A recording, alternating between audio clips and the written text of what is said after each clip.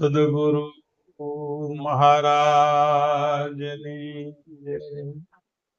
સદગુરુ નિરાનંદ મહારાજ, સદગુરુ મણિરામ મહારાજ.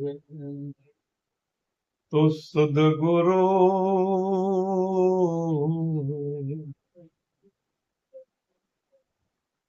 સત્ય અહિંસા ચોરી નો કરવી, વણજો તું નવ સંગરવું. બ્રહ્મચર્ય ને જાતે મહેનત, કોઈ અડે નો અભડાવું.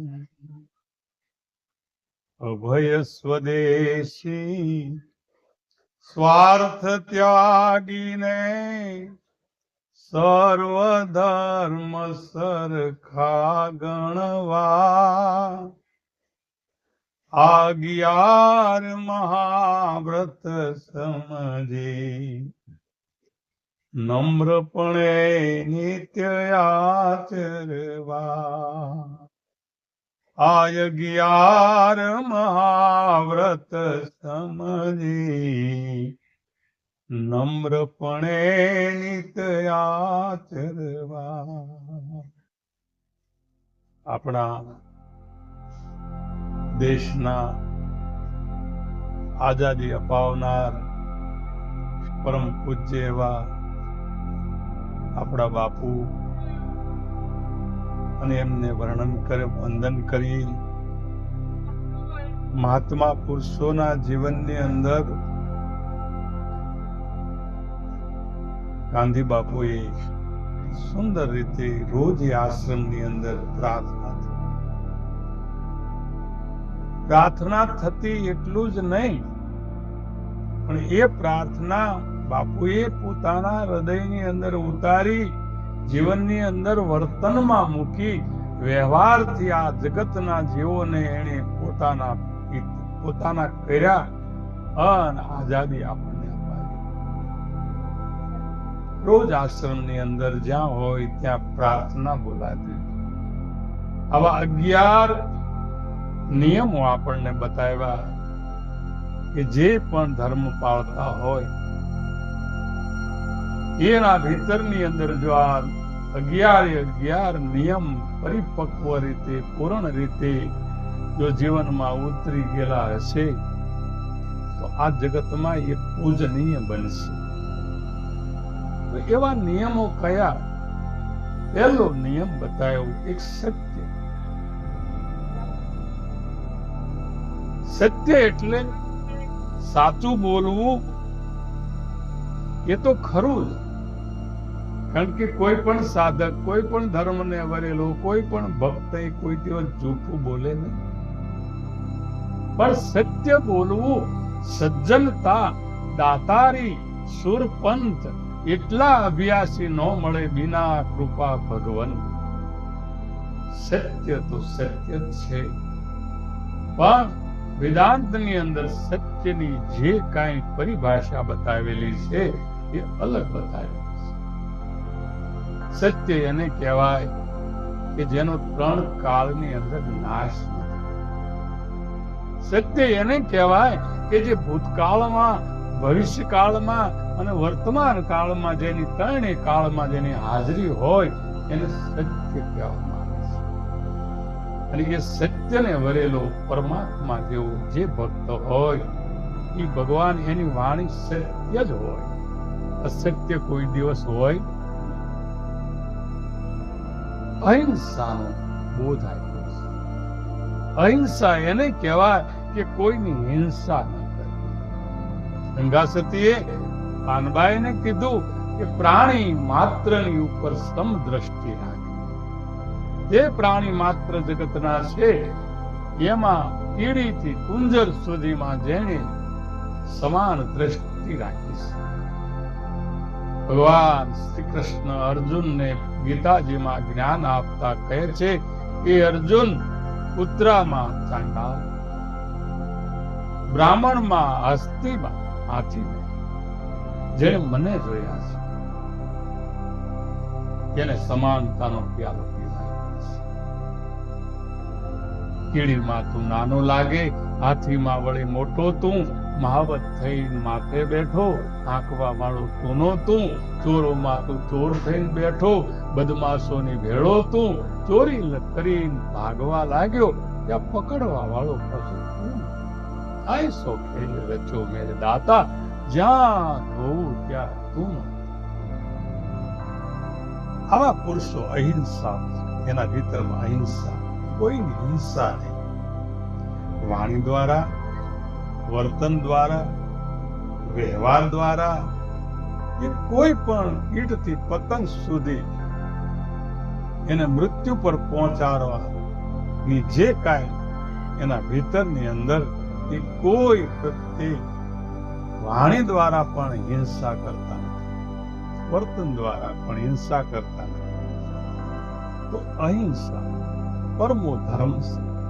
મોટામાં મોટો જો ધર્મ હોય તો અહિંસા. અહિંસા એને પણ કહેવાય છે કે આ જગતની અંદર પોતાના સ્વરૂપને જાણીને એમાં સ્થિર રહેવું, એનું નામ પણ એક અહિંસા છે. અને એવો ભક્ત કોઈની પણ દુભાવતો નથી અને કોઈની પણ હિંસા કરતો નથી. ચોરી ન કરી. કોઈ પણ સાધુ સંત પુરુષોની પાસેથી લઈ અને આપણે જો ચોરી કરીએ, સાધુડાના ઘરમાં માલદે ચોરી ન કરવી. જે બોધ, જે જ્ઞાન આપણને આપ્યું હોય એ જાણવા ખાતર જો આપણે જાતા હોઈએ અને ભીતરમાં જો ઉતારીએ નહીં તો એનાથી બીજી કોઈ ભગવાન ચોરી નહીં કરવાની. સત્ય, અહિંસા, ચોરી નહીં કરવાની. વણ જોતું ન સંગરવું. જે સંગ્રહ કરવો હોય તો સદગુણનો સંગ્રહ કરવો, દુર્ગુણનો સંગ્રહ ન કરવો. જીવનની અંદર જેટલા જેટલા સદગુણો વધે છે એટલા જ દુર્ગુણ નાશ પામે છે. અને એ દુર્ગુણ જ્યારે નાશ પામતા પામતા પામતા પામતા અંતકરણની શુદ્ધિ થાય છે, મન, બુદ્ધિ, ચિત્ત અને અહંકારનો કચરો જ્યારે દૂર થાય છે, શેષ બસે છે એ પરમાત્મા. વણ જોતો ન. આ માયાની જેટલી કડમથલ છે એ જો ભીતરમાં વિશેષપણે જો વધારો હોય તો પરમાત્માને કોઈ દિવસ સાધક પામી શકતો નથી. એટલે મહાત્મા પુરુષોએ કીધું, એના વાણીની અંદર, નિયમોની અંદર કીધું કે જે જોઈતા વગરનું અંદર સંગ્રહ ન કરવું, માયાને બહુ યાદ ન કરવી, પણ માયાપતિને યાદ કરવી. સત્ય, અહિંસા, ચોરી ન કરવી. વણ જોતું ન સંઘરવું. બ્રહ્મચર્ય. બ્રહ્મચર્ય એને કહેવાય કે બ્રહ્મમાં વિચરણ કરવું, પરમાત્માના અંદર વિચરણ કરવું. બ્રહ્મચર્ય એને કહેવાય કે પોતાના સ્થિરમાં, સ્વરૂપમાં સ્થિર રહેવું. અને પોતાના સ્વરૂપની અંદર જે મહાપુરુષો સ્થિર રહ્યા એને કૂતરામાં ભગવાન દેખાય. મેવાડની મહારાણી મીરા જ્યારે રોહિદાસ બાપુની પાસેથી જ્ઞાન લીધું, જ્ઞાન લીધા પછી ચૂલા પર રોટલા બનાવતા હતા, રોટલાનો થપ્પો પડ્યો. એક ડાઘ્યો કૂતરો આવી એ રોટલાને લઈ અને કૂતરો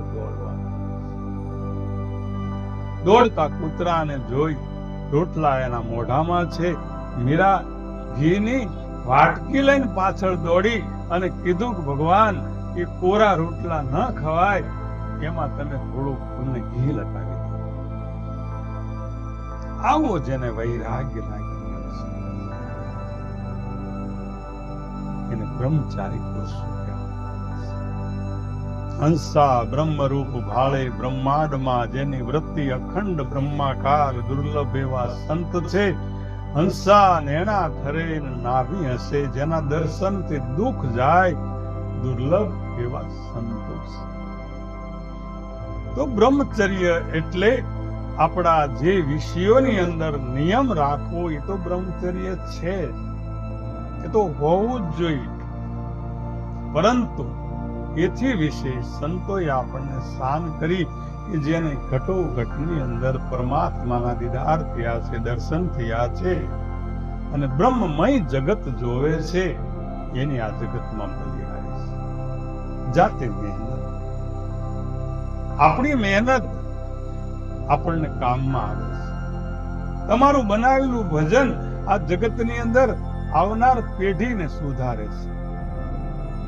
તમારા બનાવેલા વિચાર, આપણા સદગુરુના જે ઉત્પન્ન થયેલા જે આપણા ભીતરના વિચારો આપણી આગલી પેઢીના સંસ્કારોનું સિંચન કરે. જાતે ભજન કરવું હોય, સત્સંગ કરવો હોય, એને ભગવાન આ જગતની મહેનત તો શરીરથી થાય છે, પણ ભજન ભગવાન મનથી થાય છે. મન મારી અને મેંદો કરી નાખ. જ્ઞાનનો વાળી દો ગોળો. હું કાંઈ જાણતો નથી, મારા સદગુરુની પ્રસાદી છે, હું એને વેચું છું, વેચતો નથી. મન મારી ને મેંદો કરો, જ્ઞાનનો વાળી દો ગોળો, ભૂતનાથના શરણે ભણે અખો. આ તો સદગુરુ સંત પુરુષનો છે મેળો. આ સદગુરુ સંત પુરુષની વાણી છે. તો ગાંધી બાપુના પ્રાર્થનાની અંદર એક જ વાત કરી બાપુએ, સત્ય, અહિંસા, ચોરી ન કરવી, વણ જોતું ના સંગરવું, બ્રહ્મચર્ય અને જાતે મહેનત, કોઈ અડે ના અભડાવું. આ જગતની અંદર કોઈ પણ વ્યક્તિ નાનો નથી. છોટા મોટા હરિના દાસ, કોઈ સૂક્ષ્મ, કોઈ વૈરાગ, કોઈ જાતિથી મહાન નથી, કર્મથી મહાન છે. જગતની અંદર જેણે કર્મને સુધારો કર્યો, એ ગમે તે જાતિ હોય તો એ ઉત્તમ છે. જાત ન પૂછીએ સંત કી, પૂછી લીજીએ જ્ઞાન, મૂલ કરો તલવાર કાના પડા રહેને દો જ્ઞાન. બ્રહ્મચર્ય જાતિ કોઈ અડે નો અબડાવ. આ જગતની અંદર જે આભડશેઠ છે,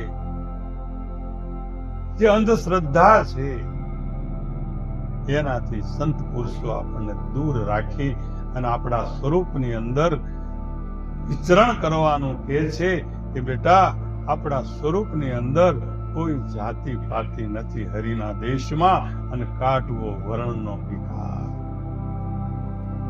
ગંગા સતી પાનબાઈને કહે છે કે બેટા, જાત ન પૂછીએ સાધુ કી, પૂછી લીજીએ જ્ઞાન, મૂલ કરો તલવાર કા અને પડા રહીને દો જ્ઞાન.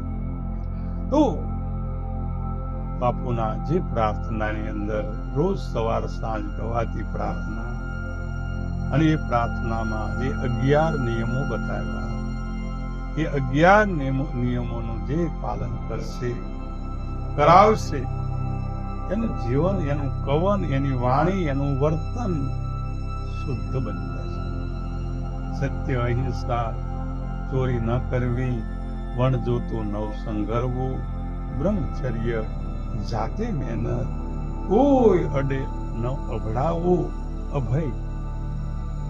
અભય એટલે કોઈનો ભય નહીં રાખવા, કે તમારા સિવાય આ જગતમાં બીજો કોઈ છે નહીં. નિર્ભય થઈ અને આ જગતમાં જે વિચરણ કરે છે એને ધન્યવાદ છે. શંકર મહારાજ એની વાણીમાં કહે છે, મન બુદ્ધિ ઉપર માલતો હું કાળ નોય કાળ, ચોગા મેલી ફરું ત્રિલોકમાં, મારો વાકો ન થાય. કારણ કે જગતમાં સદગુરુએ આપણને અભય તો બનાવ્યા શંભુભાઈ, પણ નિર્ભય બનવું એ આપણા હાથની વાત છે. નિર્ભય તો રેણી વિના બની શકાતું નથી.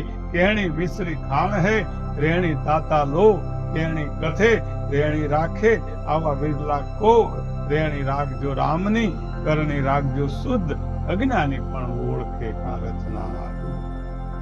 અભય સ્વદેશી.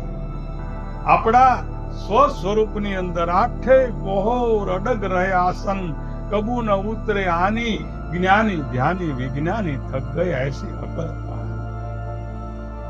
અભય સ્વદેશી. પોતાના સ્વ સ્વરૂપની અંદર આ દેહના મનના તરંગોને વિષયોને અંદર લઈ કરવા એનું નામ સ્વદેશી છે. અભય સ્વદેશી. સ્વાર્થ ત્યાગ. આ જગતમાં પરમાર્થનું કામ જે કરે છે એના ભીતરમાં કોઈ દિવસ સ્વાર્થ રહેતો. સર્વ ધર્મ સરખા ગણવા. આ જગતની અંદર દરેક ધર્મનો અર્થ જ એવો થાય કે જેને ધારણ કર્યું છે. અને ધારણ શું કરવાનું છે? સદગુરુની રહેણી. 5,500 વર્ષ થયા ભગવાન કૃષ્ણની હાજરી કોઈ પણ ધર્મ ન હતા. ત્યારે અર્જુનને કીધું કે અર્જુન સર્વ ધર્મ પરિત્યજ્ય સાધુ મામેકમ શરણમ વ્રજ. અર્જુન બધા ધર્મોને ત્યાગ કરીને તમે મારા શરણે આવો. અર્જુન કયા ધર્મોને છોડી ન્યા ગયા છે? ઇન્દ્રિયોના જ્યાં સુધી ધર્મ જાય નહીં. કાનનો ધર્મ સાંભળવાનો છે, આંખનો ધર્મ જોવાનો છે, મુખનો ધર્મ તીખું તળેલું તીખું તુરું મોડું ગળું ચાખવાનો ધર્મ છે. નાસિકાનો ધર્મ સૂંઘવાનો છે, ચામડીનો ધર્મ સ્પર્શ કરવાનો છે. આ ઇન્દ્રિયોના ધર્મો જ્યાં સુધી સદગુરુના શરણે સુપ્રત કરવામાં આવતા નથી ત્યાં સુધી જે મૂળ ધર્મ જે છે આપણા હાથમાં આવતો નથી. અને મૂળ ધર્મ જે આપણું સ્વરૂપ જેને આત્મા કીધો, હિરાંત મહારાજે જેને નામ કીધું, મીરાબાઈએ જેને રમકડું કીધું, આજે ગંગા સતીએ એને વચન કીધું. એક જ ભાગ ભૂમિ ભાષા દૂજી, દેખો દેશ વિદેશા, રામ સંબંધ પર રાજ ચલાવે અર્જુન નામ નરેશા. તો અભય સ્વદેશી સ્વાર્થ સર્વ કર્મ સરખા ગણવા. આ 11 મહાવ્રત સમજી નમ્રપણે નિત્ય આચરણ.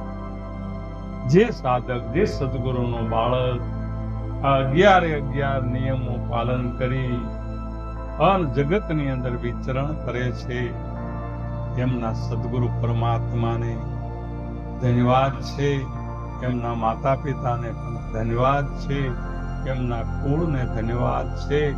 ધન ધન એવા કુળને વંદુ જે કુળમાં હરિવાસ. કોટી જનની તેની કહીએ પવિત્ર પુત્ર પ્રકાશ. તો છેલ્લે આપણે પૂજ્ય પરમ પૂજ્ય એવા ગાંધી બાપુના પ્રાર્થનાની જે વાત કે સત્ય, અહિંસા, ચોરી ન કરવી, વણ જોતું ન સંગરવું, બ્રહ્મચર્ય, જાતે મહેનત, કોઈ અડે ના અભડાવવું, અભય સ્વદેશી, સ્વાર્થને ત્યાગી દેવાનો અને બધા ધર્મોને એકીકરણ કરી અને વંદન કરવાના. આ 11 મહાવ્રત જે છે એ આપણે વ્રત હોવું જોઈએ. અને એવું સમજી જે નિત્ય આચરણ કરશે એના જીવનની અંદર જ્ઞાન રૂપી દીપક પ્રગટ થઈ અજ્ઞાન રૂપી અંધારાને દૂર કરી નાખશે. બોલો સદગુરુ